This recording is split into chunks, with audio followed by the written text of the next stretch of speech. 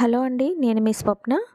Kerala style పద్ధతిలో పచ్చి పులుసుని ఏ విధంగా చేసుకోవాలో చేసి చూపిస్తానండి. మన ఆంధ్ర స్టైల్లో చాలా డిఫరెంట్గా చేసుకుంటాం కదా, అక్కడ కూడా చాలా డిఫరెంట్గా చేస్తారండి.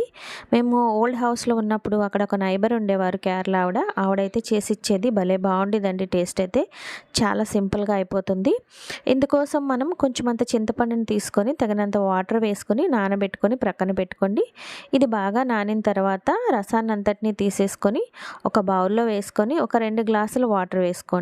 దీనికోసం ఒక మిక్సీ జార్ తీసుకొని ఒక 7 ఉల్లిపాయలు, 4 వెల్లుల్లి రేఖలు, కొంచెమంత కరివేపాకు, ఒక 4 పచ్చిమిర్చి, అలాగే ఒక స్పూన్ జీలకర్ర, కొన్ని మిరియాల గింజలు, వీటన్నింటినీ మిక్సీ జార్లో వేసుకొని బరకగా ఈ విధంగా గ్రైండ్ చేసుకొని ప్రక్కన పెట్టుకోండి. ఇప్పుడు దీన్నంతటినీ మనం ముందుగా తీసుకుని చింతపండు రసంలో కలిపేసుకోండి. తర్వాత ఇందులోని కొంచెమంత ఇంగువ, అలాగే రుచికి సరిపడా ఉప్పు, అట్లాగే కొంచెమంత కొత్తిమీర తరుగు, కొన్ని ఉల్లిపాయ ముక్కలు వేసుకొని, అట్లాగే ఒక 2 స్పూన్లు పంచదార కానీ బెల్లం కానీ వేసుకొని దీన్ని అంతటినీ బాగా కలిపేసుకుంటే ఎంతో టేస్టీగా కేరళ స్టైలు పచ్చి పులుసు అయితే రెడీ అయిపోయిందండి. ఆ ఆంటీ అయితే ఇలాగే చేసి ఇచ్చేవారు. టేస్ట్ అయితే చాలా డిఫరెంట్గా ఉండేది.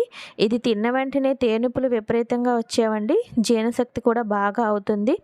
చక్కగా వేడివేడి అన్నంలోనైనా చల్ల అన్నంలోనైనా వేసుకోండి. రెండిట్లో కూడా ఈ పచ్చి పులుసు చాలా చాలా బాగుంటుంది. మరి నేను చేసిన ఈ పచ్చి పులుసు రెసిపీ మీకు నచ్చినట్లయితే ప్లీజ్ నా ఛానల్ లైక్ చేయండి, షేర్ చేయండి, అలాగే సబ్స్క్రైబ్ కూడా చేయండి. నా ఛానల్ సపోర్ట్ చేయండి. దీన్ని కూడా మీరు ఇంట్లో ట్రై చేసి ఏ విధంగా వచ్చిందో కామెంట్ చేయండి. Thank you.